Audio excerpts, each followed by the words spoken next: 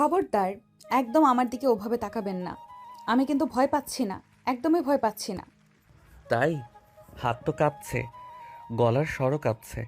ভয় পাচ্ছ না নাকি ভান করছো? আমি কেন ভান করতে যাব? আর আপনি এত কাছে আসছেন কেন? সরে যান বলছি। মা বলেছে বিয়ের রাতে বরেরা বাঘ হয়ে যায়। আপনি কি বাঘ? বাঘ নই, আমি তোমার স্বামী। আর এটা আমার রুম। এখানে আমি কোথায় দাঁড়াবো, কতটুকু কাছে আসবো, সেটা কি এখন পিচ্ছি একটা মেয়ের পারমিশন নিয়ে করতে হবে?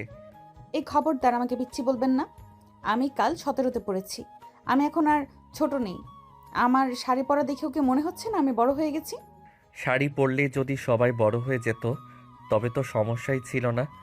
শাড়িটা সামলাতে পারছো, আঁচল তো মাটিতে লুটোপুটি খাচ্ছে। তো আপনার কি? আমার শাড়ি আমি লুটোপুটি খাওয়াবো নাকি ঘর মুছবো, সেটা আমার ব্যাপার। আপনি জানতো এখান থেকে। আমি ঘুমাবো। বিছানার মাঝখানে বসে থাকলে ঘুমাবো কোথায়? ফ্লোরে? আহিয়ান ধীর পায়ে এগিয়ে এলো বিছানার দিকে। পরনে তার সাদা পায়জামা আর পাঞ্জাবি, যেটা বিয়ের আনুষ্ঠানিকতার জন্য এখনও পাল্টানো হয়নি। সুঠাম দেহের অধিকারী ক্যাপ্টেন আহিয়ানের চোখে মুখে একটা কঠোর ভাব সব সময় লেগে থাকে, কিন্তু আজ সেই কঠোরতার আড়ালে প্রচ্ছন্ন কৌতুক খেলা করছে। বিছানার ঠিক মাঝখানে গুটিসুটি মেরে বসে আছে দিঘি। লাল বেনারসিটা তার শরীরে বেমানানভাবে জড়ানো, গয়নার ভারে মেয়েটা যেন নুয়ে পড়েছে। মুখের মেকআপ খানিকটা নষ্ট হয়েছে, হয়তো আড়ালে কেঁদেছে কিছুক্ষণ আগে।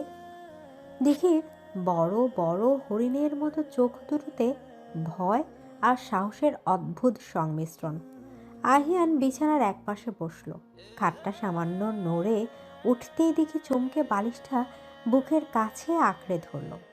ঘরের আলোটা ডিম করা, চারপাশে রজনীগন্ধার গোলাপের তীব্র সুবাস। বাসর ঘর যেমন হয় ঠিক তেমন, কিন্তু এই সাজসজ্জা, এই পরিবেশ, সব কিছুই আইহানের কাছে কেমন যেন দম বন্ধ করা লাগছে। বিশেষ করে যখন তার সামনে বসে আছে 17 বছরের এক কিশোরী, যে সম্পর্কে তার স্ত্রী, কিন্তু মানসিকতায় এখনো স্কুলের গণ্ডি পেরোয়নি। শোনো দিঘি, নাটক বন্ধ করো। অনেক রাত হয়েছে, সারাদিন অনেক ধকল গেছে। এখন চুপচাপ ঘুমাও। আমি তো ঘুমাতেই চাই। আপনি তো এখানে বসে আছেন। আপনি না সোফায় ঘুমাবেন বলেছিলেন? আমি কখন বললাম আমি সোফায় ঘুমাবো? কেন? সিনেমায় তো তাই দেখা যায়। অনিচ্ছার বিয়েতে হিরো বাসর রাতে সোফায় ঘুমায় আর হিরোইন বিছানায়। আমাদের বিয়েটা তো অনিচ্ছার, তাই না? আপনি তো আমাকে বিয়ে করতে চাননি, মা জোর করে দিয়েছে। সিনেমা আর জীবন এক নয় দিঘি। আর অনিচ্ছার বিয়ে হোক বা ইচ্ছার, তুমি আমার লিগেল ওয়াইফ। সোফায় ঘুমানোর কোনো ড্রামা আমি করতে পারবো না। আমার পিঠ ব্যথা করবে। সরে বসো। আহিয়ান্দার স্বভাব সুলভ গাম্ভীর্য নিয়েই কথাগুলো বলল। দিঘি ঠোঁট উল্টে তাকালো। মেয়েটার এই ঠোঁট উল্টানো ভঙ্গিটা আহিয়ানের বুকের ভেতর কোথাও একটা অদ্ভুত ধাক্কা দিল। আহিয়ান সেনাবাহিনীর মানুষ, নিয়ম আর শৃঙ্খলাই তার জীবন। কিন্তু আজ এই মুহূর্তে এই ফুলের গন্ধে ভরা ঘরে তার সমস্ত শৃঙ্খলা যেন এলোমেলো হয়ে যাচ্ছে। সে হাত বাড়িয়ে দিঘির মাথার ঘোমটাটা একটু সরিয়ে দিল। দিঘি চট করে সরে যাওয়ার চেষ্টা করল না, বরং স্থির দৃষ্টিতে আহিয়ানের চোখের দিকে তাকিয়ে রইল। আহিয়ানের স্পর্শে এক ধরনের বিদ্যুৎ খেলে গেল দিঘির শরীরে। সে 17 বছরের কিশোরী হতে পারে, কিন্তু পুরুষের চোখের ভাষা পড়ার মতো আদিম প্রবৃত্তি সব নারীর মধ্যেই সুপ্ত থাকে। আহিয়ানের চোখে এখন আর রাগ নেই, আছে এক গভীর প্রশান্ত সাগর, যার তল খুঁজে পাওয়া ভার। আপনি আপনি কি আমাকে এখন কিস করবেন? কি? আহিয়ান ভিমরি খাওয়ার মতো চমকে উঠল। এত সরাসরি প্রশ্ন সে আশা করেনি। দিঘির মুখে কোনো সংকোচ নেই, বরং আছে তীব্র কৌতূহল। আহিয়ান হাসবে নাকি ধমক দিবে বুঝতে পারল না। সে শরীরটা একটু ঝুঁকিয়ে দিঘির মুখের খুব কাছে নিয়ে গেল। দুজনের নিঃশ্বাসের দূরত্ব তখন নামমাত্র। দিঘির হৃদস্পন্দন ট্রেনের গতিতে ছুটছে। সে চোখ বন্ধ করে ফেলল। আহিয়ান দিঘির কানের কাছে মুখ নিয়ে ফিসফিস করে বলল, পিচ্চি মেয়েদের কিস করতে নেই। তারা বড় হলে তারপর। দেখি ঝট করে চোখ খুলল। রাগে তার ফর্সা গাল দুটো লাল হয়ে উঠল মুহূর্তে। সে হাতের কাছে থাকা একটা পাশ বালিশ দিয়ে আহিয়ানের গায়ে বাড়ি মারল। আপনি খুব পচা, খুব খারাপ আপনি। আমি পিচ্ছি না, একদম পিচ্ছি না। আমার সব বান্ধবীদের বিয়ে হয়ে গেছে, ওদের বাচ্চাও হবে কয়েকদিন পর, আর আপনি আমাকে পিচ্ছি বলছেন? যান, আপনার সাথে আমার কোনো কথা নেই। আহিয়ান এবার শব্দ করে হেসে ফেলল। তার সে ভরা ঠাঁসির শব্দে ঘরের ভারী বাতাসটা হালকা হয়ে গেল। সে দিঘির হাত থেকে বালিশটা কেড়ে নিয়ে ছুঁড়ে ফেলল ঘরের এক কোণায়। তারপর আচমকাই দিঘির দুই বাহু ধরে তাকে নিজের দিকে টানল। দিঘি সামলাতে না পেরে হুমড়ি খেয়ে পড়ল আহিয়ানের বুকের উপর। আহিয়ানের শক্ত বুকের সাথে দিঘির নরম শরীরের এই আকস্মিক সংঘর্ষে দিঘি কেঁপে উঠল। আহিয়ান এবার আর কোনো কথা বলল না। সে দিঘির চিবুকটা আলতো করে উঁচিয়ে ধরল। দিঘির চোখের পাতায় জমে থাকা অভিমান তখনও টলমল করছে। প্রমাণ করতে চাও তুমি বড় হয়েছ? ছাড়ুন, ব্যথা লাগছে। প্রমাণ করতে চাইলে ব্যথা একটু সহ্য করতেই হবে মিসেস আহিয়ান। আহিয়ান আর দিঘিকে কথা বলার সুযোগ দিল না। সে তার অধিকার বুঝে নেওয়ার মতো করে দিঘির ঠোঁট দখল করে নিল। দিঘির কাছে এটা প্রথম অভিজ্ঞতা।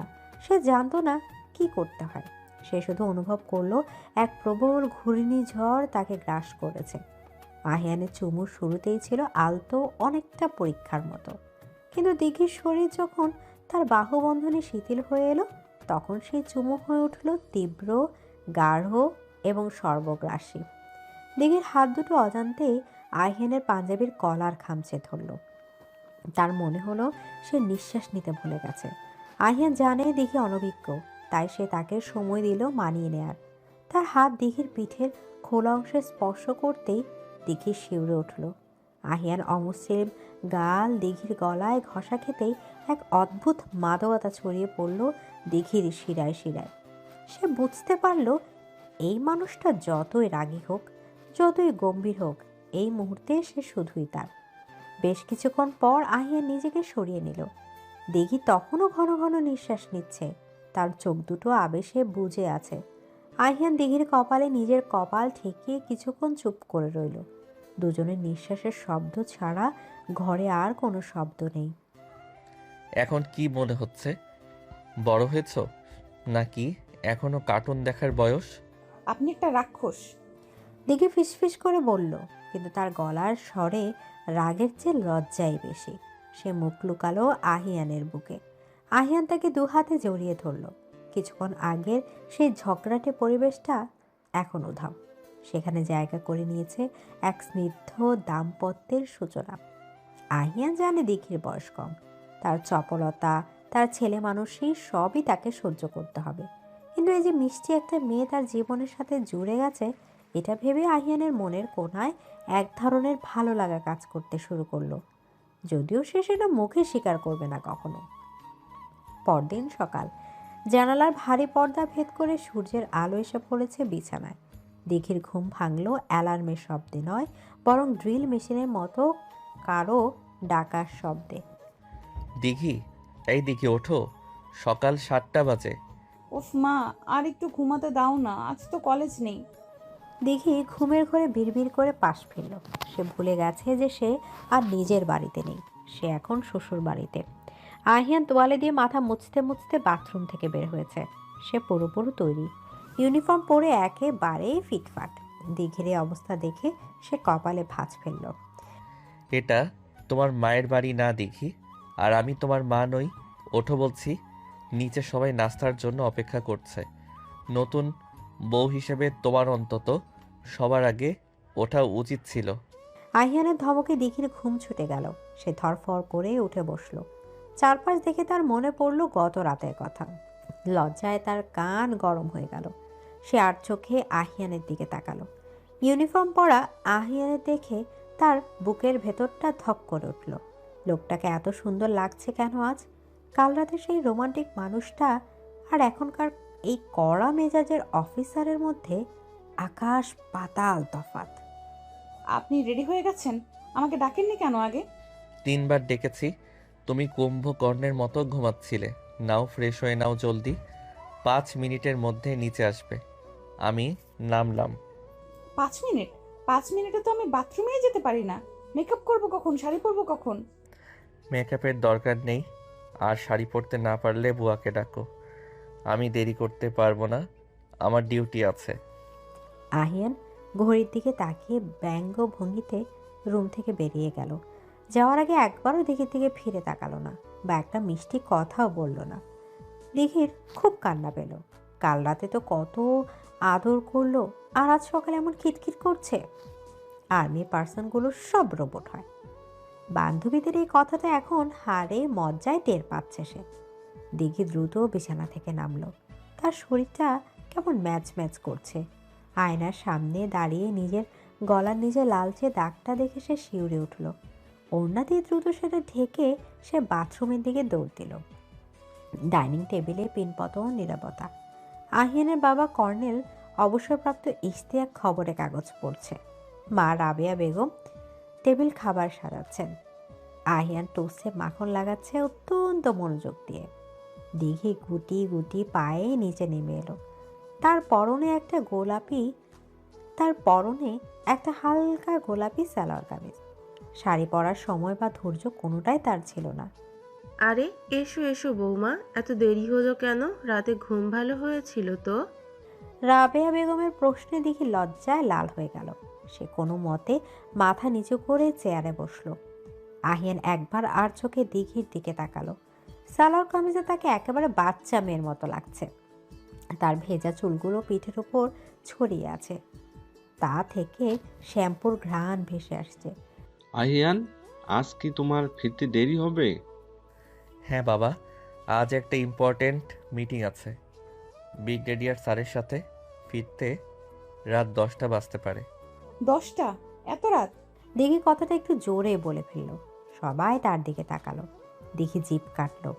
আহিয়ান তার দিকে এমনভাবে তাকালো যেন বলছে, বড়দের কথার মাঝখানে কথা বলছো কেন? আর্মি অফিসারদের ডিউটির কোনো ফিক্সড টাইম থাকে না, অভ্যাস করো। কিন্তু আজ তো আমাদের প্রথম দিন এখানে, আপনি আমাকে ঘুরতে নিয়ে যাবেন না? দিঘির কণ্ঠে আবদারের সুর। সে আশায় বুক বেঁধে আছে যে আহিয়ান হয়তো তার জন্য আজ ছুটি নেবে বা তাড়াতাড়ি ফিরবে। কিন্তু আহিয়ান নির্লিপ্তভাবে চায়ে চুমুক দিল। ডিউটি ইজ ডিউটি, ঘোরাঘুরির জন্য অনেক সময় পাওয়া যাবে। আজ সম্ভব না মা, আমি উঠছি, গাড়ি রেডি আছে। আহিয়ান চেয়ার ছেড়ে উঠে দাঁড়ালো। সে মায়ের পায়ে হাত দিয়ে সালাম করলো, বাবার দিকে তাকিয়ে মাথা নাড়ল। তারপর দিঘির দিকে এক পলক তাকিয়ে হন হন করে বেরিয়ে গেল। দিঘি বিশ্বাসই করতে পারল না আহিয়ান এভাবে তাকে ফেলে চলে গেল। তার চোখ ফেটে জল চলে এলো। রাবেয়া বেগম বিষয়টা লক্ষ্য করলেন। তিনি এগিয়ে এসে দিঘির মাথায় হাত বুলিয়ে দিলেন। মন খারাপ করো না মা, আহিয়ানটা ছোট থেকেই এমন কাজের পাগল। দেখবে আস্তে আস্তে সব ঠিক হয়ে যাবে। তুমি খেয়ে নাও। আমার খিদে নেই মা। ও মা, খিদে নেই বললে হবে? নতুন বউ না খেয়ে থাকলে অমঙ্গল হয়। চলো আমি খাইয়ে দিচ্ছি। রাবেয়া বেগম জোর করে দিঘিকে খাওয়াতে শুরু করলেন। দিঘির মনে হলো এই বাড়িতে অন্তত একজন মানুষ তাকে বোঝে। কিন্তু যার বোঝার সবচেয়ে বেশি দরকার, সে মানুষটাই তাকে বুঝলো না। দিঘি মনে মনে প্রতিজ্ঞা করলো, আজ আহিয়ান ফিরুক, সে এর শোধ তুলবে। সে যদি দিঘি হয় তবে সেও দেখিয়ে দিবে পিচ্ছি মেয়েদের রাগ কতটা ভয়ঙ্কর হতে পারে। দুপুর গড়িয়ে বিকেল হলো। আহিয়ানের বিশাল ডুপ্লেক্স বাড়িটা দিঘির কাছে এখন কারাগারের মতো লাগছে। স্নিগ্ধা মানে আহিয়ানের বোন বিকেলের দিকে এলো। স্নিগ্ধা দিঘির সমবয়সী না হলেও খুব একটা বড় নয়। সে আশাতে দিঘি একটু হাফ ছেড়ে বাঁচল। কি ভাবি, ভাইয়া তো দেখি তোমাকে একা ফেলে চলে গেছে। খুব বোর হচ্ছ, তাই না? বোর হচ্ছি মানে? মনে হচ্ছে মরে যাচ্ছি। তোমার ভাইয়া একটা হিটলার, কোনো ইমোশন নেই লোকটার মধ্যে। ভাইয়াকে হিটলার বললে? দাঁড়াও, ভাইয়াকে বলে দেব। তবে শোনো, ভাইয়া কিন্তু ওপর দিয়ে যতই শক্ত দেখাক, ভেতরটা একদম মাখনের মতো। তোমাকে শুধু সেই মাখনটা গলাতে জানতে হবে। আমি আর কিছু গলাতে পারবো না। কাল থেকে আমি আর কথাই বলবো না তার সাথে। দেখো তুমি। দিঘি আর স্নিগ্ধা মিলে আহিয়ানের ঘরের সব জিনিসপত্র এলোমেলো করতে শুরু করলো। আহিয়ান অগোছালো একদম পছন্দ করে না। দিঘি ইচ্ছে করে আহিয়ানের বইয়ের র্যাক থেকে বই নামিয়ে বিছানায় ছড়ালো। তার ইউনিফর্মের ক্যাপটা নিয়ে আয়নার সামনে দাঁড়িয়ে সেলফি তুলল। স্নিগ্ধাও তাকে বাধা দিল না, বরং মজা পেতে লাগলো। দিঘির মাথায় তখন একটাই চিন্তা, আহিয়ানকে রাগাতে হবে। সে যদি দিঘিকে অবহেলা করে দেবে, তবে দিঘি তাকে জ্বালাবে। রাত 10টা, ঘড়ির কাঁটা টিকটিক করে জানান দিচ্ছে সময় বয়ে যাচ্ছে। দিঘি সোফায় বসে টিভি দেখছে, কিন্তু তার মন পড়ে আছে দরজার দিকে। বাইরে গাড়ির হর্ন বাজতে সে চট করে টিভি বন্ধ করে দিল। সে দ্রুত দৌড়ে গিয়ে বিছানায় শুলো এবং কম্বল মুড়ি দিয়ে এমন ভান করলো যেন সে গভীর ঘুমে আচ্ছন্ন। আহিয়ান ঘরে ঢুকলো। সে আজ বড্ড ক্লান্ত। বুট জুতা খোলার শব্দ হলো। আহিয়ান দেখল তার পরিপাটি ঘরটা যেন কোনো ঘূর্ণিঝড়ের কবলে পড়েছে। বিছানায় বই ছড়ানো, ড্রেসিং টেবিলে মেকআপের সরঞ্জাম খোলা, ফ্লোরে দিঘির ওড়না পড়ে আছে। আহিয়ানের মেজাজটা চড়ে গেল। সারাদিনের খাটুনির পর এসে এমন অগোছালো ঘর কার ভালো লাগে? দিঘি, এটা কি অবস্থা ঘরের? আহিয়ান চড়া গলায় ডাকলো। দিঘি নড়ল না, সে মরার মতো পড়ে রইল। আহিয়ান এগিয়ে এসে দিঘির কম্বলটা হ্যাচকা টানে সরিয়ে দিল। আমি জানি তুমি জেগে আছো, এই নাটক আমার সাথে করবে না। ওঠো বলছি, ঘর কে গোছাবে? আমি কেন গোছাবো? এটি কি আমার ডিউটি? আপনার ঘর আপনি গোছান। আমি কি আপনার বাড়ির আয়া? মুখে মুখে তর্ক করছো। তোমাকে সকালে বলে যাইনি ডিসিপ্লিন মেনটেন করতে? ডিসিপ্লিন তো ব্যারাকে দেখাবেন। এটা ঘর, এখানে আমি যা খুশি তাই করব, আর আপনি আমাকে ধমকাবেন না। আমি বাবাকে ফোন করে বলবো আপনি আমাকে টর্চার করেন। দিঘি ফোন হাতে দিতেই আহিয়ান তার হাত থেকে ফোনটা কেড়ে নিয়ে বিছানায় ছুঁড়ে ফেলল। সে দিঘি 2 কাঁধ ধরে ঝাঁকিয়ে দিল। টর্চার কাকে বলে জানো? দেখবে টর্চার? কি করবেন? মারবেন? মারুন, মারুন আমাকে। আমি তো পিচ্চি মেয়ে, আমাকে মারাই তো সহজ, তাই না? দিঘির চোখে জল টলমল করছে। সে রাগে অভিমানে ফেটে পড়েছে। আহিয়া দিঘির কান্না ভেজা চোখের দিকে তাকিয়ে বেশিক্ষণ রাগ ধরে রাখতে পারল না। তার হাতের মুঠো শিথিল হয়ে উঠল। মেয়েটা আসলে অবহেলা সহ্য করতে পারেনি, তাই এমন করেছে। এটা বুঝতে আহিয়ারের বাকি রইল না। সে একটা দীর্ঘশ্বাস ফেলল। আমি মারবো না, কিন্তু তুমি আমাকে বাধ্য করছো কঠোর হতে। আপনি তো কঠোরই। আপনার দয়া মায়া কিচ্ছু নেই। সকালে আমাকে রেখে চলে গেলেন, একটা ফোনও তো করতে পারতেন। আমি সারাদিন আপনার জন্য। দেখে কথাটা শেষ করতে পারল না। কান্নায় তার গলা বুঝে এলো। সে বুক ঠেকে কাঁদতে শুরু করলো। আহিয়ান নিজেকে খুব অপরাধী মনে করলো। সত্যি তো, মেয়েটা নতুন এসেছে, তাকে একটু সময় দেওয়া উচিত ছিল। আহিয়া ধীর পায়ে এগিয়ে দিঘিকে জড়িয়ে ধরল। দিঘি প্রথমে বাধা দিল, ধাক্কা দিয়ে সরিয়ে দিতে চাইল, কিন্তু আহিয়া তাকে ছাড়ল না। সে দিঘিকে বুকের সাথে মিশিয়ে নিল। সরি। আমি আপনার সরি চাই না। আপনি পচা। আমি পচা? আমি হিটলার? আমি রোবট? আর কিছু? আপনি একটা ইমোশনলেস শয়তান। আচ্ছা, মেনে নিলাম। এবার কান্না থামাও। দেখো আমি তোমার জন্য কি এনেছি। আহিয়ার পকেট থেকে একটা ছোট ক্যাডবেরি চকলেট বের করলো। দিঘি কান্নার ফাঁক দিয়ে চকলেটটা দেখলো। তার চোখ চকচক করে উঠল, কিন্তু সে সেটা প্রকাশ করলো না। আমি চকলেট খাই না। আমি কি বাচ্চা? ও খাও না? ঠিক আছে, তাহলে আমি খেয়ে ফেলি। আহিয়া চকলেটের প্যাকেট খুলতে যাবে, অমনি দিঘি ছো মেরে সেটা নিয়ে নিল। আহিয়ার মুচকি হাসলো। সে দিঘির চোখের জল মুছে দিল। কাল থেকে চেষ্টা করব জলদি ফিরতে। প্রমিস? সত্যি? আর্মিনা মিথ্যা প্রমিস করে না। দিঘি এবার একটু হাসলো। আহিয়ার সে হাসির দিকে তাকিয়ে রইল। সারাদিনের ক্লান্তি যেন ওই এক চিলতে হাসিতেই ধুয়ে গেল। সে দিঘির কপালে একটা চুমু খেলো।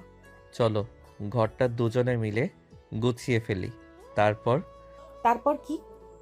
তারপর কাল রাতের অসম্পূর্ণ কাজটা সম্পূর্ণ করব। আহিয়ারে দুষ্টামি ভরা চোখের দিকে তাকিয়ে দিঘি আবার লজ্জায় লাল হলো।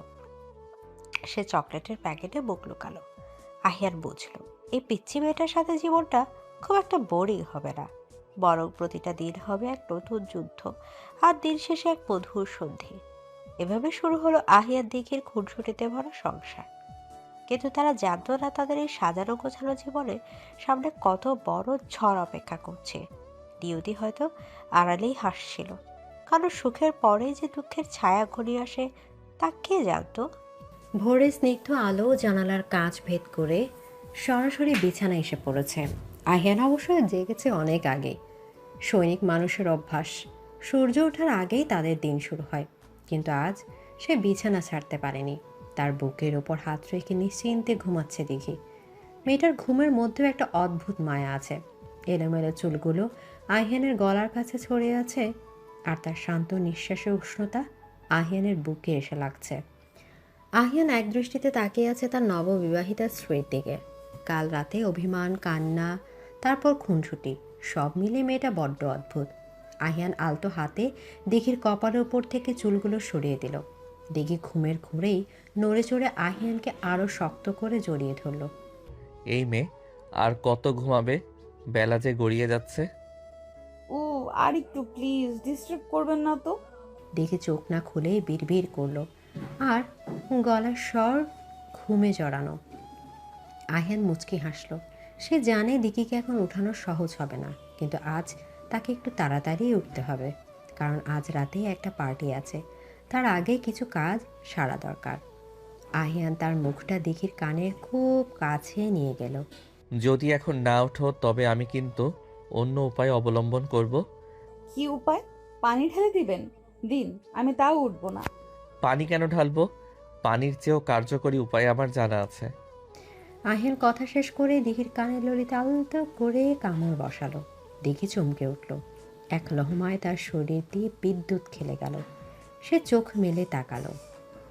আহিয়ানের চোখে তখন দুষ্টুমির ঝিলিক। দিঘি লজ্জায় লাল হয়ে বালিশ দিয়ে মুখ ঢাকতে চাইল, কিন্তু আহিয়ান তা হতে দিল না। সে বালিশটা সরিয়ে দিঘির উপর ঝুঁকে এলো। আপনি কি করছেন? সকালবেলা কেউ এমন করে? স্বামীরা করে, বিশেষ করে যখন তাদের বউ এত দেরি করে ঘুম থেকে ওঠে। সরুন, আমি উঠছি, আমার লজ্জা লাগছে। লজ্জা? কাল রাতে তো খুব বলছিলে তুমি বড় হয়ে গেছো। বড় মেয়েরা কি স্বামীর আদরে লজ্জা পায়? আহিয়ান দিঘির দু হাত মাথার উপর চেপে ধরল বিছানায়। তাদের শরীরের মাঝখানের দূরত্বটুকু মিলিয়ে গেল। দিঘি অনুভব করতে পারছে আহিয়ানের শক্ত বুকের ওঠানামা। আহিয়ানের নিঃশ্বাসের তাপ দিঘির ঠোঁটে এসে লাগছে। দিঘির হৃদস্পন্দন বেড়ে গেল বহুগুণ। সে আহিয়ানের চোখের দিকে তাকিয়ে সম্মোহিত হয়ে পড়ল। আহিয়ান ধীরে ধীরে দিঘির গলার মুখ ডুবালো। তার খোঁচা খোঁচা দাড়ি দিঘির নরম ত্বকে ঘষা খেতেই দিঘি শিউরে ওঠে। আহিয়ানের পিঠ খামচে ধরল। আহিয়ান থামল না। সে দিঘির গলার ভাঁজে কাঁধে উষ্ণ চুম্বন এঁকে দিতে লাগলো। দিঘির মুখ দিয়ে অস্ফুট গোঙানির মতো শব্দ বেরিয়ে এলো। আহিয়ান প্লিজ, কেউ চলে আসবে। কেউ আসবে না, দরজা লক করা, আর আসলেও ফিরে যাবে। আহিয়ান মুখ তুলে দিঘির ঠোঁটের দিকে তাকালো। দিঘির ঠোঁট দুটো কাঁপছে। আহিয়ান দেরি করল না। সে গভীর আবেশে দিঘির ঠোঁট দখল করে নিল। সকলের প্রেম যেন রাতের চেয়েও বেশি তীব্র। দীর্ঘ এবার আর নিজেকে গুটিয়ে রাখল না। সে আহিয়ানের গলার কাছে হাত জড়িয়ে ধরে তাকে আরও কাছে টানল। আহিয়ানের হাত দিঘির কোমরের কাছে বিচরণ করতে শুরু করলো। তাদের এই ঘনিষ্ঠ মুহূর্তটা দীর্ঘ হলো। বাইরের পৃথিবীর সব শব্দ তখন তাদের কাছে তুচ্ছ। কিছুক্ষণ পর আহিয়ান নিজেকে ছাড়িয়ে নিল। দিঘি তখনও ঘন ঘন শ্বাস নিচ্ছে, তার মুখ রক্তিম। আহিয়ান দিঘির নাকে আলতো টোকা দিল। এবার ওঠো, রাতে পার্টি আছে, মনে আছে তো? শাড়ি পরতে হবে। শাড়ি? আবার শাড়ি? আমি শাড়ি পরতে পারি না তো। চেষ্টা করো না, না পারলে আমি তো আছি। এদিকে আহিয়ান বিছানা ছেড়ে উঠে বাথরুমের দিকে গেল। দেখি বিছানায় বসে রইল কিছুক্ষণ। তার ঠোঁটে এখনও আহিয়ানের স্পর্শ লেগে আছে। সে নিজের অজান্তেই হেসে ফেলল। এই রাগী লোকটা যে এত রোমান্টিক হতে পারে তা তার কল্পনার বাহিরে ছিল। বিকেল গড়িয়ে সন্ধ্যা। আহিয়ান অফিস থেকে ফিরেছে ঘন্টা খানেক হলো। সে রেডি হয়ে বসার ঘরে অপেক্ষা করছে। আজ তার ইউনিটের এক সিনিয়রের বাসার ডিনার পার্টি। সব অফিসাররা সস্ত্রীক আসবে। আহিয়ান একটা কালো স্যুট পরছে, সাথে সাদা শার্ট। তাকে দুর্দান্ত লাগছে, কিন্তু তার মন পড়ে আছে বেডরুমে। দিঘে এখনও বের হচ্ছে না। আহিয়ান ঘড়ি দেখল, আর দেরি হলে সমস্যা হবে। সে উঠে বেডরুমের দিকে গেল। দরজা ঠেলে ভেতরে ঢুকতে আহিয়ান থমকে দাঁড়ালো। দিঘি আয়নার সামনে দাঁড়িয়ে আছে। পরনে গাঢ় নীল রঙের একটা জর্জেট শাড়ি, স্লিভলেস ব্লাউজের সাথে তার ফর্সা হাতগুলো মাখানোর মতো দেখাচ্ছে। দিঘি শাড়ির কুচি ঠিক করতে হিমশিম খাচ্ছে। সে আহিয়ানকে আয়না দেখতে পেয়ে করুণ মুখে তাকালো। শুনুন না, এই শাড়িটা আমাকে মারার প্ল্যান করেছে, কিছুতেই ঠিক হচ্ছে না, কুচিগুলো সব খুলে যাচ্ছে। আমি তো আগেই বলেছিলাম হেল্প লাগলে ডাকতে, ডাকুনি কেন? আমি ভাবলাম আপনি ব্যস্ত, তাছাড়া লজ্জা লাগছিল। আহিয়ান ধীর পায়ে এগিয়ে দিঘির পেছনে গিয়ে দাঁড়ালো। আয়নায় দুজনের প্রতিবিম্ব। আহিয়ানকে বিশাল একটা পাহাড়ের মতো দেখাচ্ছে, আর তার সামনে দিঘি যেন একটা ছোট্ট ফুল। আহিয়ান দিঘির কোমরের কাছে হাত রাখলো। দিঘি চমকে উঠল, কিন্তু সরল না। আহিয়ানের স্পর্শে তার শরীরে আবার সেই পরিচিত শিহরণ। হাত সরাও, আমি ঠিক করে দিচ্ছি। আহিয়ান নিচু হয়ে শাড়ির কুচিগুলো ধরল। তার অভিজ্ঞ হাতে সে নিপুণভাবে ভাঁজগুলো ঠিক করে দিল। তারপর দিঘির নাভির একটু নিচে সেফটি পিন লাগাতে গিয়ে তার আঙুল দিঘির পেটের নরম ত্বকে স্পর্শ করল। দিঘি পেটের পেশি সংকুচিত করল। আহিয়ান ইচ্ছে করেই কাজটা ধীরে করছে। সে দিঘির কানের কাছে মুখ নিয়ে ফিসফিস করল। শ্বাস আটকে রেখো না, রিল্যাক্স। আপনার হাত সুরসুরি লাগছে। শুধু সুরসুরি, আর কিছু না? এদিকে আহিয়ান উঠে দাঁড়িয়ে দিঘিকে নিজের দিকে ঘোরালো। নীল শাড়িতে দিঘিকে আজ অপার্থিব সুন্দর লাগছে। আহিয়ান দিঘির খোলা চুলে হাত ডুবিয়ে দিল। দিঘির কাজলে আঁকা চোখ দুটো আহিয়ানের দিকে তাকিয়ে আছে মুগ্ধ হয়ে। তোমাকে আজ খুব সুন্দর লাগছে দিঘি, মনে হচ্ছে এখনই তোমাকে আবার। ছি, কি অসভ্য আপনি। পার্টিতে যেতে হবে না? পার্টিতে যেতে ইচ্ছে করছে না, ইচ্ছে করছে তোমাকে নিয়ে এই ঘরেই বন্দি হয়ে থাকি। এদিকে আহিয়ান দিঘির কপালে একটা দীর্ঘ চুমু খেলো। তারপর দিঘির হাত ধরে ঘর থেকে বের হলো। গাড়িতে ওঠার পর আহিয়ান নিজে ড্রাইভ করতে শুরু করলো। দিঘি জানালার বাইরে তাকিয়ে শহরের আলো দেখছে। গাড়ির ভেতরে এসি চলছে, হালকা ভলিউমে ইনস্ট্রুমেন্টাল মিউজিক বাজছে। পরিবেশটা বেশ রোমান্টিক। আহিয়ান মাঝে মাঝে স্টিয়ারিং থেকে এক হাত সরিয়ে দিঘির হাত ধরে রাখছে। আচ্ছা, ওখানে কি অনেক মানুষ থাকবে? আমি কাউকে চিনি না, আমার নার্ভাস লাগছে। আমি আছি তো, নার্ভাস হওয়ার কিছু নেই। আর আমার বন্ধুরা সবাই খুব ফ্রেন্ডলি, বিশেষ করে মেজর রাফাত আর ওর ওয়াইফ সাদিয়া ভাবি। তুমি ওদের সাথে মিশলেই কমফোর্টেবল ফিল করবে। কিন্তু ওরা যদি আমাকে ছোট বলে হাসাহাসি করে? কেউ সাহস পাবে না। তুমি ক্যাপ্টেন আহিয়ানের বউ, তোমার দিকে কেউ বাঁকা চোখে তাকালে তার চোখ থাকবে না। আহিয়ানের কথায় দিঘি সাহস পেল। পার্টিতে পৌঁছানোর পর দিঘির ধারণা ভুল প্রমাণিত হলো। সবাই তাকে খুব স্নেহের সাথে গ্রহণ করলো। বিশেষ করে সাদিয়া ভাবি দিঘিকে পেয়ে যেন বোন পেলেন। পার্টি শেষে ফেরার পথে রাত গভীর হয়েছে। রাস্তা প্রায় ফাঁকা। হঠাৎ বৃষ্টি নামলো, ঝমঝমিয়ে বৃষ্টি। আহিয়ান গাড়ির গতি কমিয়ে দিল। বৃষ্টির শব্দ আর গাড়ির ভেতরে নীরবতা মিলে এক অদ্ভুত মাদকতা তৈরি করেছে। দিঘি সিটে হেলান দিয়ে আহিয়ানের দিকে তাকালো। এই বৃষ্টিতে ভিজতে খুব ইচ্ছে করছে। পাগল নাকি? জ্বর আসবে। আসুক জ্বর, আপনি তো আছেন সেবা করার জন্য। প্লিজ গাড়িটা একটু থামান না। দিঘির আবদার আহিয়ান ফেলতে পারল না। সে রাস্তার এক পাশে গাড়ি থামালো, কিন্তু নামলো না। সে সিট বেল্ট খুলে দিঘির দিকে ঘুরল। বাইরে স্ট্রিট লাইটের আলো আর বৃষ্টির ঝাপসা কাচের আড়ালে গাড়ির ভেতরটা যেন অন্য এক জগৎ। ভিজতে হবে না, তার চেয়ে ভালো কিছু করা যাক। কি? আহিয়ান দিঘির সিটটা একটু পেছনে হেলিয়ে দিল। তারপর সে নিজের শরীরটা ঝুঁকিয়ে দিল দিঘির ওপর। দিঘি অবাক হয়ে কিছু বলতে যাবে তার আগে আহিয়ান তার ঠোঁট দখল করে নিল। এই চুমুটা আগেরগুলোর মতো নয়, এতে আছে তীব্র আকাঙ্ক্ষা আর অধিকার বোধ। বৃষ্টির শব্দের সাথে পাল্লা দিয়ে তাদের নিঃশ্বাস শব্দ বাড়তে লাগলো। আহিয়ানের হাত দিঘির শাড়ির আঁচল সরিয়ে তার কোমরের উষ্ণতা খুঁজে দিল। দিঘি আহিয়ানের চুলে হাত বুলিয়ে তাকে আরও কাছে টেনে নিল। হ্যাঁ, আমরা রাস্তায়। কেউ দেখছে না, শুধু আমি আর তুমি।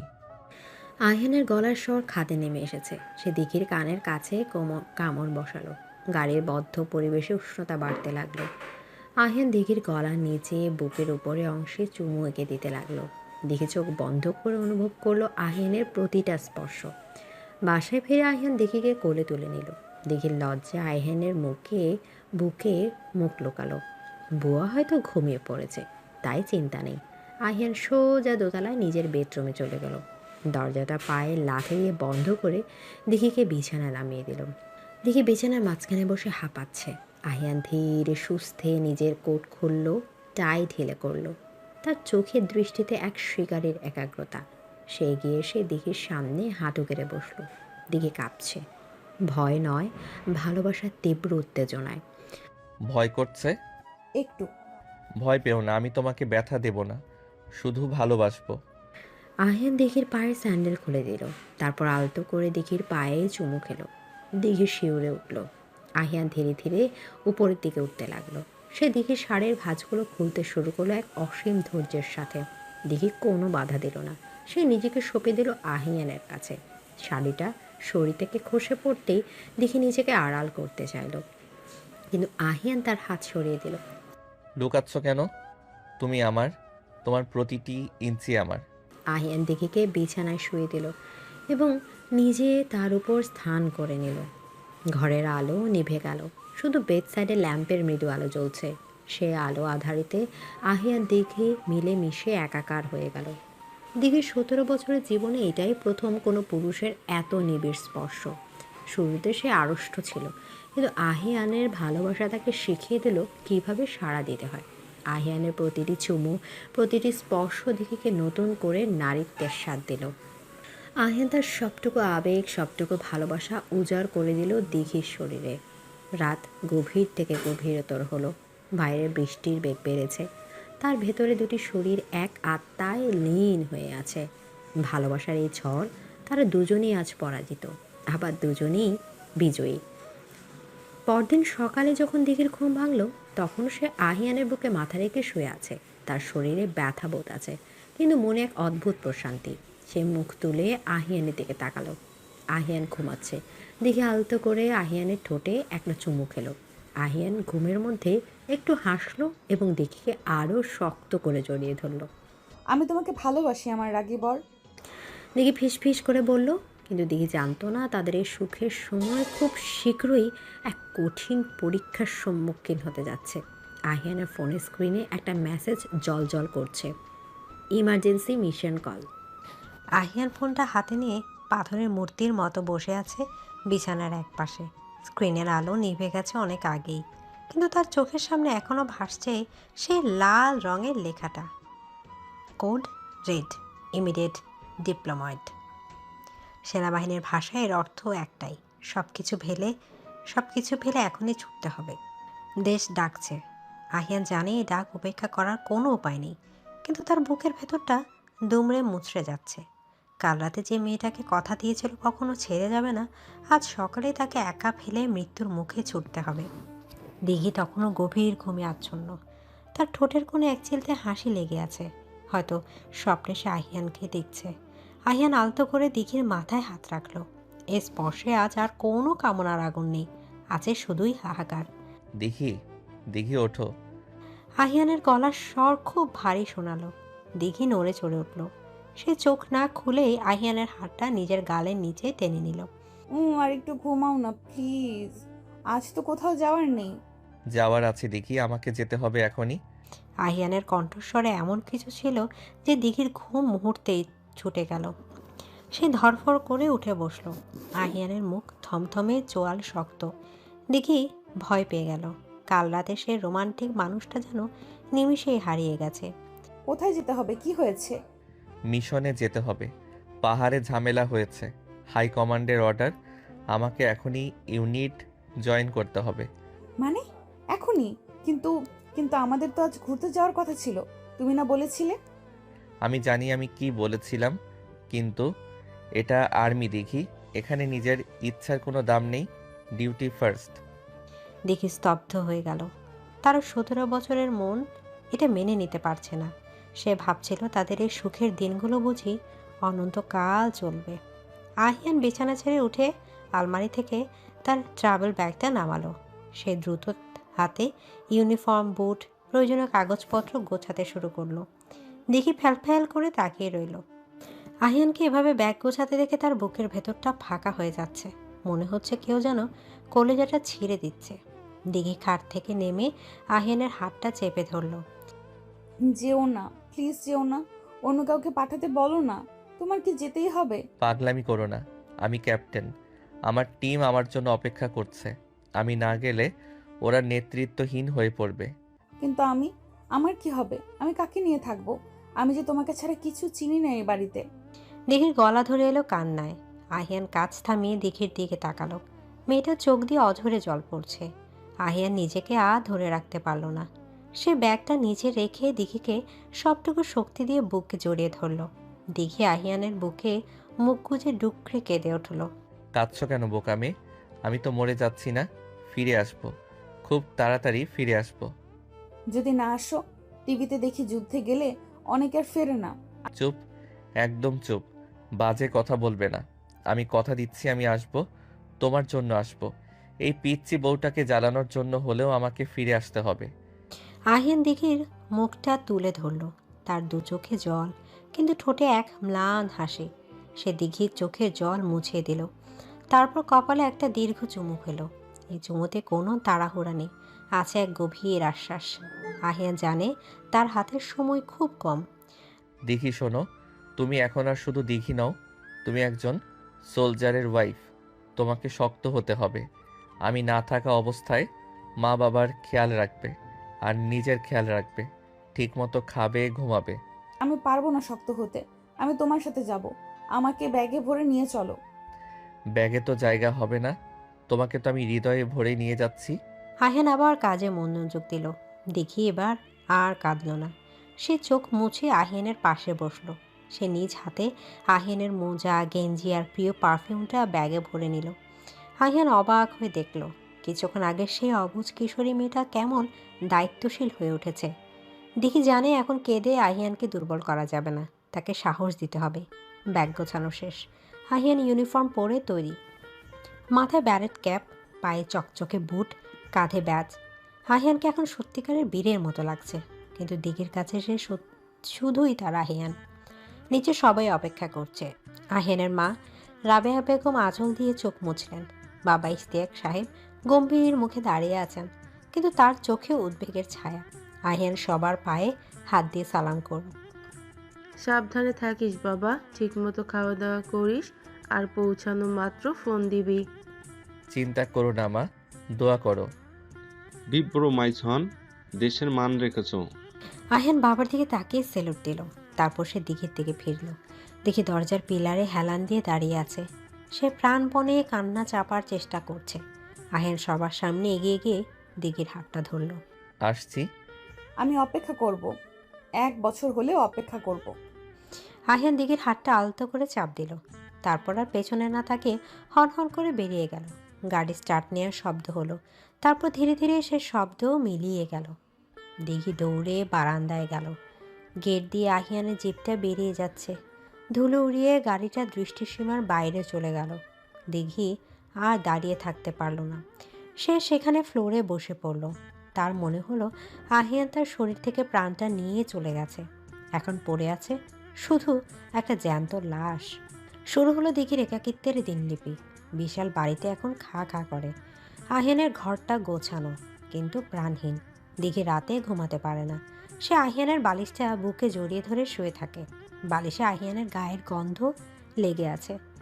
সেই গন্ধ শুকে দিঘি একটু স্বস্তি খোঁজে। মাঝে মধ্যে সে আহিয়ানের শার্ট গায়ে দিয়ে আয়নার সামনে দাঁড়ায়। নিজেকে দেখে তার হাসি পায়, আবার কান্নাও পায়। 3 দিন কেটে গেছে। আহিয়ানের কোনো ফোন নেই।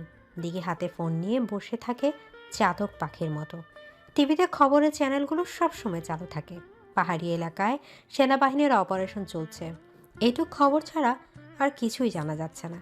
দিঘি খাওয়া দাওয়া প্রায় ছেড়ে দিয়েছে। রাবেয়া বেগম জোর করে 2-1 লোকমা খাওয়ান। চতুর্থ দিন বিকেলে দিঘির ফোনটা বেজে উঠল। স্ক্রিনে অচেনা নাম্বার। দিঘির বুক ধক ধক করে উঠল। সে কাঁপা কাঁপা হাতে রিসিভ করলো। হ্যালো। দিঘি। ওই প্রান্ত থেকে ভেসে আসা পরিচিত কণ্ঠস্বর শুনে দিঘির চোখ দিয়ে জল গড়িয়ে পড়ল। সে কথা বলতে চাইল, কিন্তু গলা দিয়ে কোনো শব্দ বের হলো না। হ্যালো দিঘি, শুনতে পাচ্ছ? তুমি তুমি ফোন করছো না কেন? তুমি কেমন আছো? কোথায় আছো?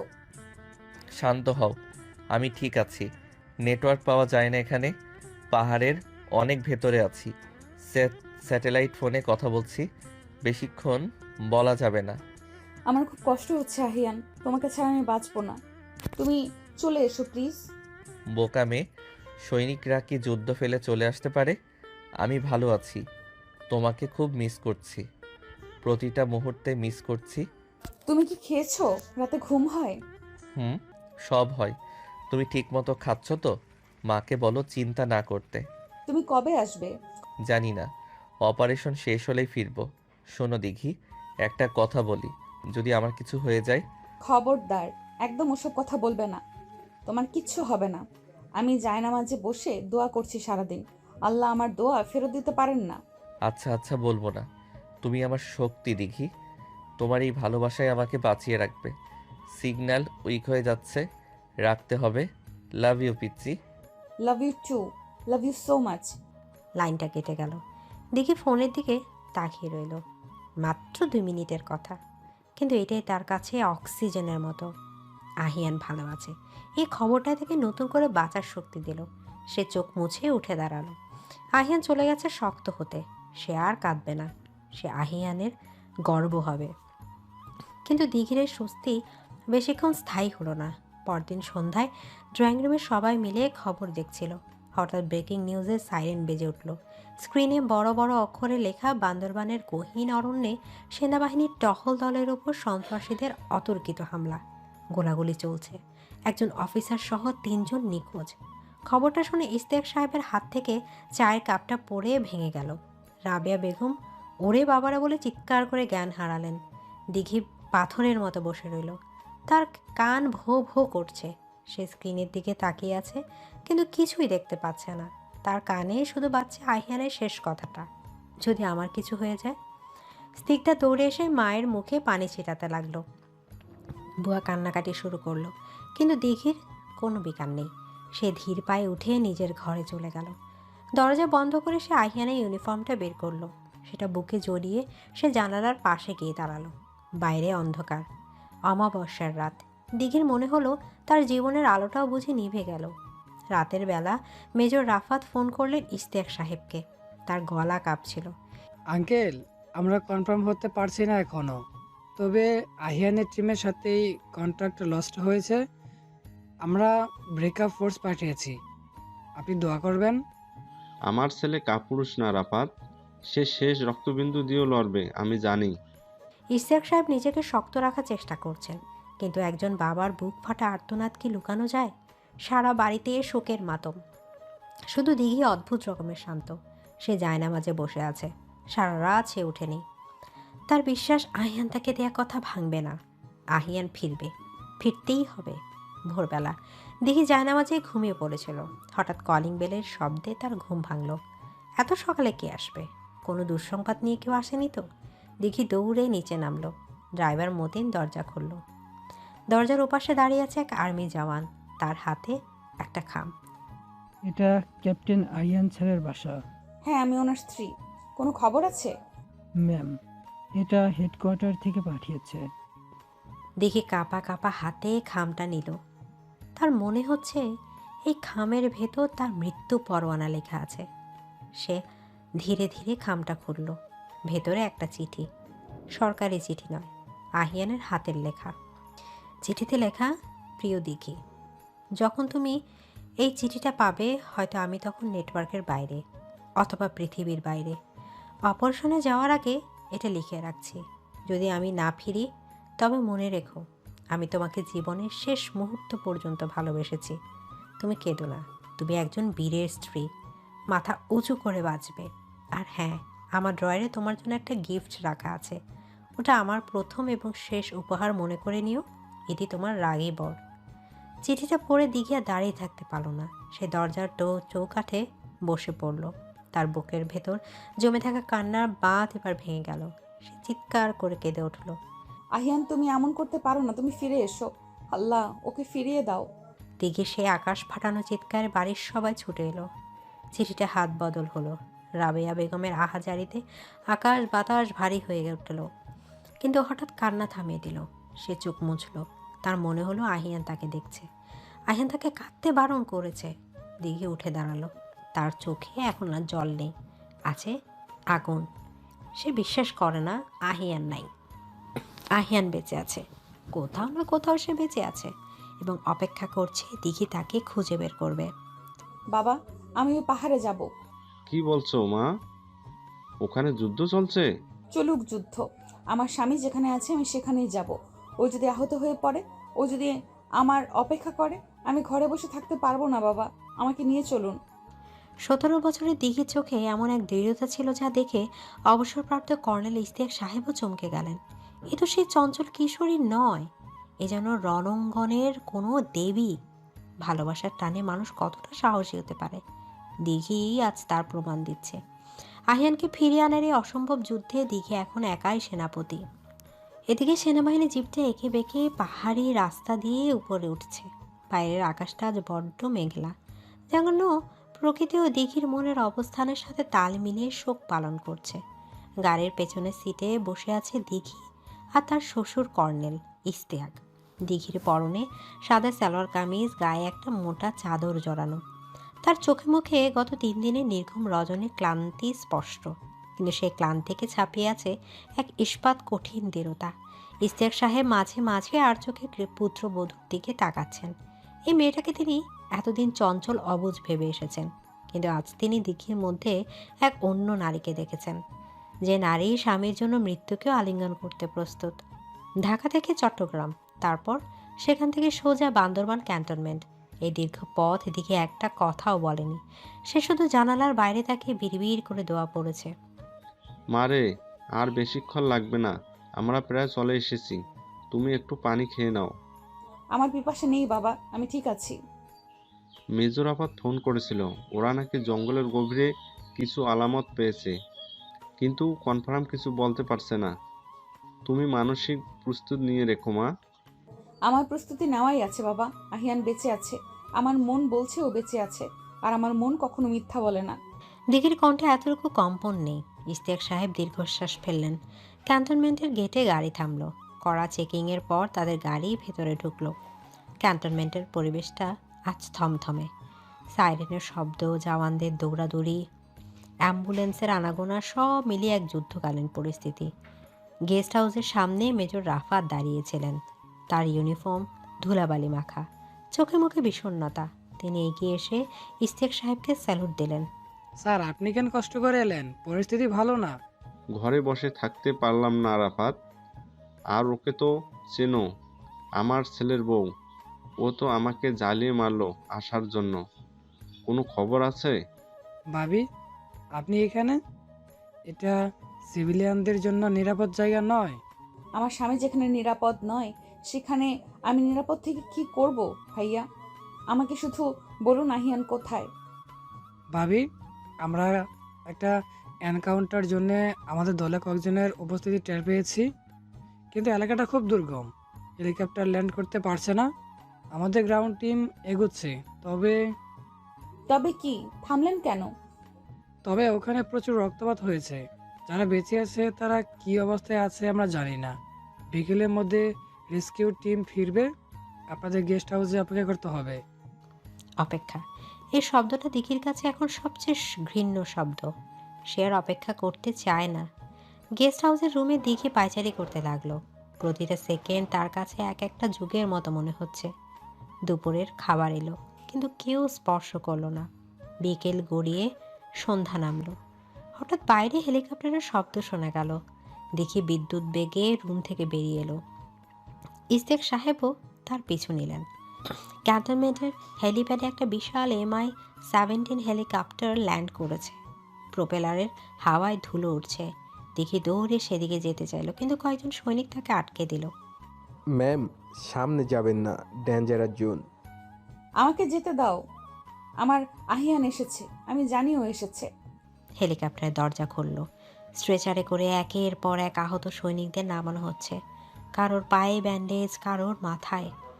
রক্তে তাদের ইউনিফর্ম ভিজে একাকার। দেখি উন্মাদের মতো খুঁজছে সেই পরিচিত মুখটা। প্রথম স্ট্রেচার না, এটা আহিয়ান নয়।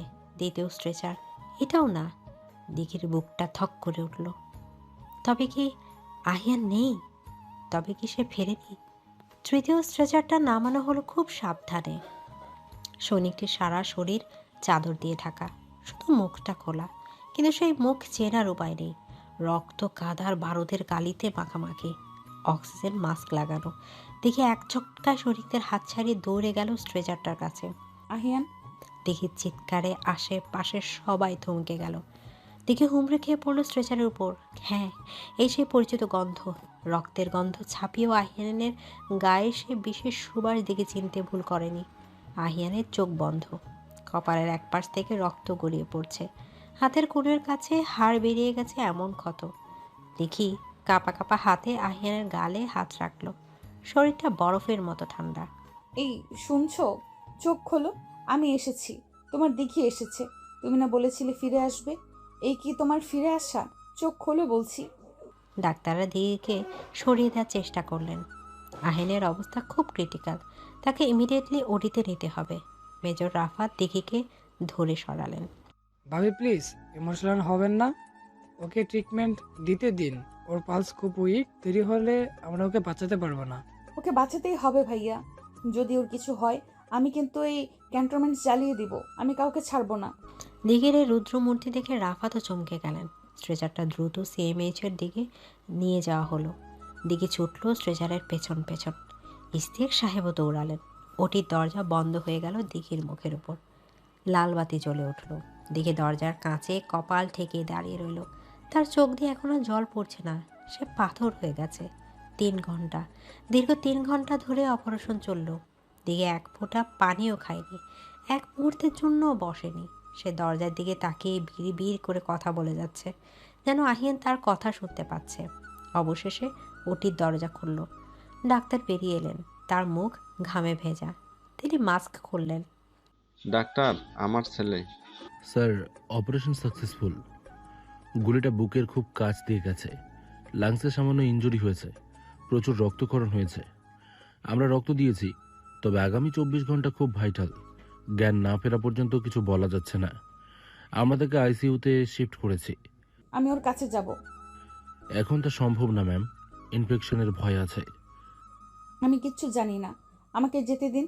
আমি ওকে ছুঁয়ে না দিলে ও সুস্থ হবে না। ও শুধু আমার কথা শোনে। প্লিজ ডাক্তার আঙ্কেল, আমাকে আটকাবেন না। দিঘির গলার আকুতিতে ডাক্তারের মন গলল। তাছাড়া ইস্তেক সাহেবের দিকে তাকিয়ে তিনি না করতে পারলেন না। ঠিক আছে, শুধু 5 মিনিট, আর দূর থেকে দেখবেন, টাচ করবেন না। দিঘি অ্যাপ্রন পরে মাস্ক লাগিয়ে আইসিইউতে ঢুকলো। চারপাশের মেশিনের বিপ বিপ শব্দে ঘরটা যান্ত্রিক হয়ে আছে। মাঝখানে বেডে শুয়ে আছে আহিয়ান, তার শরীরে অসংখ্য নল লাগানো। দিঘি ধীর পায়ে এগিয়ে গেল।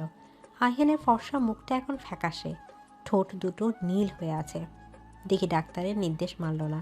সে বেডের পাশে রাখা টুলে বসলো এবং আহিয়ানের হাতটা নিজের 2 হাতের মুঠোয় নিল। হাতটা খুব ঠান্ডা। দিঘি সে হাত নিজের গাল ঘেঁষে উষ্ণতা দেওয়ার চেষ্টা করলো। খুব কষ্ট হচ্ছে তাই না? আমি জানি তো, তুমি তো ব্যথাই সহ্য করতে পারো না, একটুতেই রেগে যাও। আর আজ দেখো শরীরটা কেটে কুটে কি অবস্থা করেছে। দিঘি ফিসফিস করে কথা বলছে, তার চোখের জল গড়িয়ে পড়ছে আহিয়ানের হাতের উপর। ওঠো না আহিয়ান, আমাকে বকো, বলো যে আমি পিচ্ছি, বলো যে আমি অবুঝ। তাও একটা কথা বলো, তুমি চুপ করে থাকলে আমার দম বন্ধ হয়ে আসছে। তুমি না বলেছিলে আমাকে ভালোবাসো? ভালোবাসার মানুষ কি এভাবে কষ্ট দেয়? দিঘি উঠে দাঁড়ালো। সে ঝুঁকে আহিয়ানের কানের কাছে মুখ নিল। মাস্কটা একটু সরিয়ে সে আহিয়ানের গালে আলতো করে চুমু খেলো। ফিরে এসো, প্লিজ ফিরে এসো। তুমি যদি ফিরে না আসো আমি কিন্তু এই হাসপাতালে অনশন করব। আমি জানি তুমি শুনতে পাচ্ছ। আমার রাগী বর, আমার ভালোবাসা, ফিরে এসো। হঠাৎ মনিটরে হার্টবিটের রেখাটা একটু দ্রুত ওঠানামা করলো। দিঘি চমকে মনিটরের দিকে তাকালো। আহিয়ানের হাতের আঙ্গুলটা কি একটু নড়ল। দেখি নিজের মনের ভুল ভাবলো, কিন্তু না, এবার স্পষ্ট।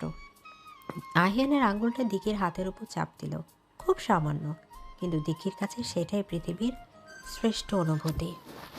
ডাক্তার, ডাক্তার, ও নড়ছে, ও আমার হাত ধরেছে। এদিকে ডাক্তার এবং নার্সরা ছুটে এলেন। দিঘিকে তারা বাইরে বের করে দিলেন চেক আপের জন্য। দিঘি কাচের বাহিরে দাঁড়িয়ে দেখলো ডাক্তাররা ব্যস্ত হয়ে পড়েছেন। তার মুখে হাসি ফুটল, কান্নার জলে ভেজা সেই হাসি যেন বিজয়ের হাসি। আরও 2 দিন পর আহিয়ানকে কেবিনে দেওয়া হয়েছে। জ্ঞান ফিরেছে কিন্তু শরীর খুব দুর্বল। দিঘি এই দুদিন হাসপাতাল ছেড়ে কোথাও যায়নি। সে আহিয়ানের কেবিনে বসে আছে। আহিয়ান চোখ মেলে তাকালো। ঝাপসা দৃষ্টিতে সে দেখলো তার পাশে কেউ একজন বসে আছে। চুলগুলো এলোমেলো, চোখের নিচে কালি। দিঘি, আহিয়ানের গলার স্বর খুব ক্ষীণ। দিঘি চমকে তাকালো। আহিয়ান জেগেছে। সে দ্রুত পানির গ্লাস রেখে আহিয়ানের কাছে এলো। আমি আছি, আমি এখানেই আছি, পানি খাবে? না। তুমি এখানে কেন? এটা তো ডেঞ্জার জোন। তুমি যেখানে আমি সেখানে, ডেঞ্জার জোন হোক আর জাহান্নাম হোক। পাগল মেয়ে, তোমাকে বাড়ি যেতে বলেছিলাম না, কথা শোনোনি কেন? ইচ্ছি মেয়েরা কি বড়দের সব কথা শোনে? আর তুমি তো আমাকে একা রেখে চলে গিয়েছিলে। আমি এসেছি আমার জিনিস বুঝে নিতে। আমি কি কোনো জিনিস? হ্যাঁ, তুমি আমার, শুধুই আমার। দেখি আহিয়ানের বুকের ওপর মাথা রাখলো। আহিয়ান কষ্টে হাত তুলে দেখি চুলে হাত বুলিয়ে দিল। দেখি আহিয়ানের হার্টবিট শুনতে পাচ্ছে। এই শব্দটা তার কাছে এখন মিউজিকের মতো। দিঘি, কাছে এসো। কাছেই তো আছি। আরো কাছে। দেখি মুখ তুলে তাকালো। আহিয়ানের চোখে গভীর তৃষ্ণা। মৃত্যুর মুখ থেকে ফিরে আসা মানুষটা তার জীবন সঙ্গিনীকে অনুভব করতে চায়। দেখে বুঝলো। সে উঠে বেডের উপর বসলো। আহিয়ান এক হাত দিয়ে দিঘির কোমর জড়িয়ে ধরলো। দিঘি আহিয়ানের ঠোঁটের উপর নিজের আঙ্গুল রাখলো। কথা বলো না, এনার্জি লস হবে। এনার্জি দরকার নেই, তোমাকে দরকার। এদিকে আহিয়ান দিঘির আঙুল সরিয়ে তার ঠোঁট দখল করে নিল। হাসপাতালে স্যালাইনের গন্ধের মাঝে, ব্যান্ডেজের ব্যথার মাঝে এই চুমু যেন এক নতুন জীবনের সঞ্জীবনী সুধা। দিঘি সাবধানতার সাথে আহিয়ানকে জড়িয়ে ধরল যাতে তার ক্ষতে চাপ না লাগে। আহিয়ান দিঘির নিজের ঠোঁট কামড় বসালো, যেন নিশ্চিত হতে চাইল এটা স্বপ্ন নয়। দেখি চোখ দিয়ে জল গড়িয়ে পড়ল, কিন্তু এটা আনন্দের জল। আহিয়ানের জিহ্বা দিঘির মুখের ভেতর গভীর অন্বেষণে ব্যস্ত। দিঘি অনুভব করলো আহিয়ানের শরীরের উত্তাপ। এই উত্তাপ তাকে পোড়াচ্ছে না, বরং তাকে পূর্ণতা দিচ্ছে। বেশ কিছুক্ষণ পর তারা থামল। দুজনেরই শ্বাস প্রশ্বাস ভারী। আহিয়ান দিঘির কপালে কপাল ঠেকিয়ে রাখলো। আমি ভেবেছিলাম আর কখনো তোমাকে দেখতে পাবো না। ওই জঙ্গলে গুলির আঘাতে যখন পড়েছিলাম তখন শুধু তোমার মুখটা মনে পড়ছিল। তোমার সেই শাড়ি পরা, সেই ঝগড়া, সেই চকলেট খাওয়া। চুপ করো তো, পুরনো কথা মনে করতে হবে না। তুমি ফিরে এসেছো, এটাই শেষ কথা। তুমি আমাকে ফিরিয়ে এনেছো দিঘি। তোমার ওই জেদ, ওই পাগলামি আমাকে মরতে দেয়নি। আজ থেকে আমি তোমার কেনা গোলাম হয়ে গেলাম। তাই যা বলবো তাই শুনবে? শুনবো। অর্ডার করো ম্যাম। এখন ঘুমাও, আর কোনো কথা নয়। ঘুম আসছে না, ব্যথা করছে। কোথায় ব্যথা? বুকে। আমি মলম লাগিয়ে দিব? মলমে কাজ হবে না, অন্য ওষুধ লাগবে। কি ওষুধ? তোমার আদর। দিঘি লজ্জায় লাল হয়ে গেল। সে আশেপাশে তাকালো। কেবিনে কেউ নেই। সে আহিয়ানের গলার কাছে বুকের ব্যান্ডেজের পাশে খোলা জায়গায় আলতো করে চুমু খেতে শুরু করলো। আহিয়ান চোখ বন্ধ করে সে স্পর্শ উপভোগ করতে লাগলো। দিঘির ভেজা চুলের স্পর্শ, তার ঠোঁটের উষ্ণতা আহিয়ানের সব ব্যথা ভুলিয়ে দিল। আহিয়ান বুঝতে পারলো যুদ্ধক্ষেত্রে তাকে সৈনিক বানিয়েছে ঠিকই, কিন্তু এই মেয়েটা তাকে মানুষ বানিয়েছে। এমন একজন ভালোবাসার মানুষ যার পাশে আছে, তার মৃত্যু নেই। রাতের কেবিনে তখন এক অদ্ভুত মায়াবী পরিবেশ। বাইরে হয়তো পাহাড়ের বুকে এখনও বারুদের গন্ধ, কিন্তু এখানে আছে শুধু ভালোবাসার সুবাস। দিঘি আহিয়ানের হাতটা নিজের বুকের কাছে চেপে ধরে বসে রইল। আহিয়ান গভীর ঘুমে তলিয়ে গেল। দিঘি সারা রাত জেগে পাহারা দিল তার রাজপুত্রকে। সে জানে তাদের গল্পটা কেবল শুরু হলো। সত্যিকারের যুদ্ধ শেষ, এবার প্রেমের যুদ্ধ শুরু। আর এই যুদ্ধে হার জিত নেই, আছে শুধু সমর্পণ। যুদ্ধের মাঠ থেকে ফিরে আসা সৈনিকের জন্য সবচেয়ে বড় প্রশান্তি হলো তার প্রিয়ার কোল। আহিয়ান এখন পুরোপুরি বিপদমুক্ত। হাসপাতাল থেকে ছাড়া পর 2 মাস কেটে গেছে। ডাক্তার তাকে কড়া বিশ্রামে থাকতে বলেছিলেন, আর সে ডাক্তারের চেয়েও বড় ডাক্তার হয়ে দাঁড়িয়েছে দিঘি। গত 2 মাসে দেখি আহিয়ানকে এক মুহূর্তের জন্য চোখের আড়াল করেনি।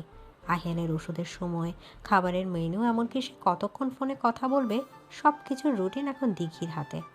সেই চঞ্চল কার্টুন পাগল মেয়েটা এখন পুরো দস্তুর একজন সেবিকা এবং কর্ত্রী।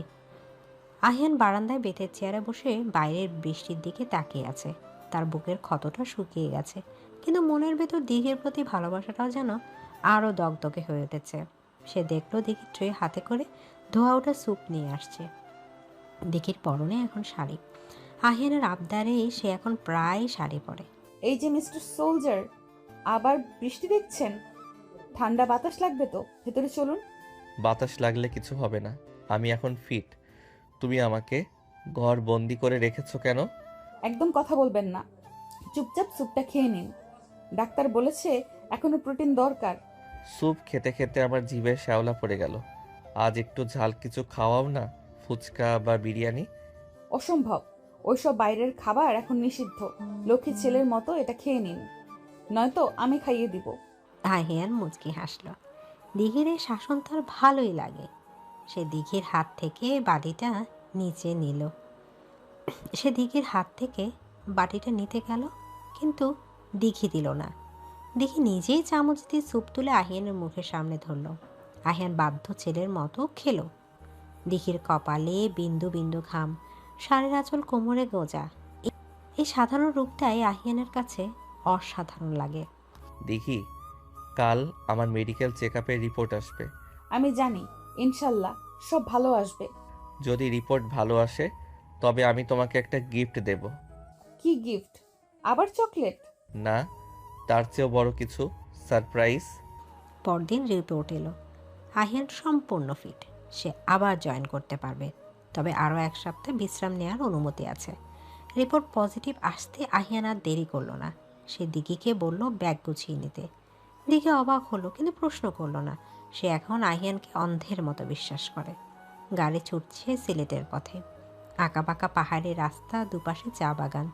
আহিয়ান ড্রাইভ করছে, পাশে দিঘি। গাড়িতে বাজছে পুরনো দিনের রোমান্টিক গান। দিঘি জানালার কাচ নামিয়ে দিল। ঠান্ডা বাতাস এসে তার চুলে বিলি কেটে যাচ্ছে। আমরা কোথায় যাচ্ছি আহিয়ান? বলেছিলাম না সারপ্রাইজ পৌঁছে দেখো। কিন্তু এত দূরে, মা বাবা চিন্তা করবে না? পারমিশন নেওয়া আছে, আর এটা আমাদের হানিমুন যেটা বাকি ছিল। হানিমুন শব্দটা শুনে দিঘি লজ্জায় লাল হয়ে গেল। বিয়ের পর ঝগড়া, মান অভিমান আর আহিয়ানের মিশনের কারণে তাদের কোথাও যাওয়া হয়নি। আজ এতদিন পর এই সুযোগটা দিঘির কাছে স্বপ্নের মতো লাগছে। সন্ধ্যা নাগাদ তারা পৌঁছলো শ্রীমঙ্গলের এক বিলাসবহুল ইকো রিসোর্টে। রিসোর্টটা টিলার উপর, চারপাশ ঘন জঙ্গল। তাদের জন্য বুক করা হয়েছে একেবারে নির্জন একটা কটেজ, যার নাম মেঘের বাড়ি। কটেজের বারান্দায় দাঁড়ালে মনে হয় আকাশ ছোঁয়া যাবে। ভেতরে কাঠের কারুকাজ, বিশাল গ্লাস উইন্ডো, আর মাঝখানে একটা রাজকীয় বিছানা। বিছানাটা লাল গোলাপের পাপড়ি দিয়ে সাজানো। দেখি ঘরে ঢুকে মুগ্ধ হয়ে গেল। আহিয়ান, এটা এটা সত্যি? আমি স্বপ্ন দেখছি না তো? এটা সত্যি দেখি, এটা তোমার জন্য। গত 2 মাস তুমি আমার জন্য যা যা করেছো তার তুলনায় এটা কিছুই না। আহিয়ান দিঘির পেছনে এসে দাঁড়ালো। দিঘির পিঠে নিজের বুক ঠুকিয়ে সে দিঘির কানে ফিস ফিস করে বলল, ফ্রেশ হয়ে নাও, রাতে ডিনার করবো ক্যান্ডেল লাইটে।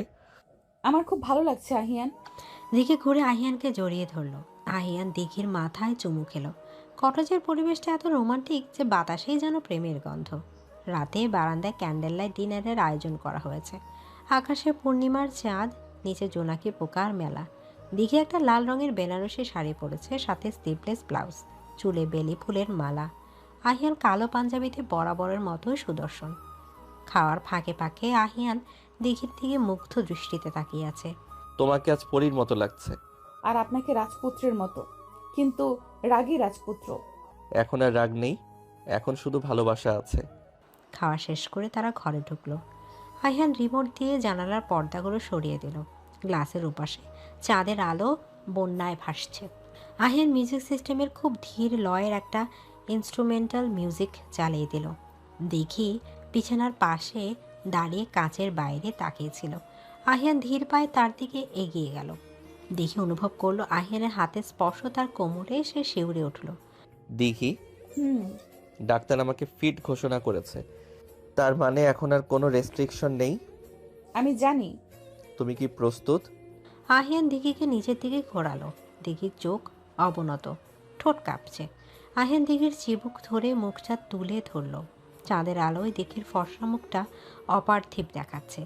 আহিয়ান আর অপেক্ষা করলো না, সে দিঘির ঠোঁটে নিজের ঠোঁট মিলিয়ে দিল। শুরুতে চুমুটা ছিল ধীর, যেন আহিয়ান দিঘির অনুমতি চাইছে। কিন্তু দিঘি যখন আহিয়ানের গলায় হাত রেখে তাকে কাছে টানলো, তখন সে চুমু হয়ে উঠল বাঁধ ভাঙা। আহিয়ান দিঘিকে পাঁজাগোলা করে কোলে তুলে নিল। দিঘি আহিয়ানের গলায় মুখ লুকালো। আহিয়ান তাকে বিছানায় শুয়ে দিল ফুলের পাপড়ির উপর। আহিয়ান, লাইটটা অফ করবে না? না, আজ আমি তোমাকে দেখব, চাঁদের আলোয় তোমাকে ভালোবাসবো। আহিয়ান দিঘির উপর ঝুঁকে এলো। সে দিঘির শাড়ির আঁচড় সরিয়ে দিল। দিঘির বুকের ওঠানামা দ্রুত হয়েছে। আহিয়ান দিঘির গলায় ঘাড়ে উষ্ণ চুম্বন এঁকে দিতে লাগলো। আর খোঁচা দাড়ি দিঘির ত্বকে ঘষা খেতেই দিঘি আবেগে চোখ বুজে ফেলল। আহিয়ানের হাত দিঘির পিঠের অনাবৃত অংশ বিচরণ করছে। দিঘির মনে হলো সে গড়ে যাচ্ছে। আহিয়ান দিঘির ব্লাউজের ফিতা খুলে দিল। দিঘি নিজেকে আড়াল করার চেষ্টা করলো না আজ। সে জানে এই পুরুষটা তার, সম্পূর্ণ তার। আহিয়ান দিঘির প্রতিটি অঙ্গ প্রত্যঙ্গে পূজা করতে লাগলো তার স্পর্শ দিয়ে। আহিয়ান। কষ্ট হচ্ছে? না, ভালো লাগছে, খুব ভালো লাগছে। দিঘির এই স্বীকারোক্তি আহিয়ানকে আরো উন্মাদ করে তুলল। সে দিঘির শাড়িটা শরীর থেকে আলগা করে দিল। দুজনেই এখন আদিম সত্তায় লীন। আহিয়ান দিঘির সারা শরীরে ভালোবাসার চিহ্ন এঁকে দিল। দিঘি আহিয়ানের পিঠ খামচে ধরল উত্তেজনায়। তাদের নিঃশ্বাসের শব্দ আর বাইরে ঝিঝি পোকার ডাক মিলে মিশে একাকার হয়ে গেল। আহিয়ান যখন চূড়ান্ত মিলনের জন্য দিঘির সাথে একাত্ম হলো, দিঘির চোখ দিয়ে এক ফোঁটা জল গড়িয়ে পড়ল। এটা বেদনার নয়, পূর্ণতার।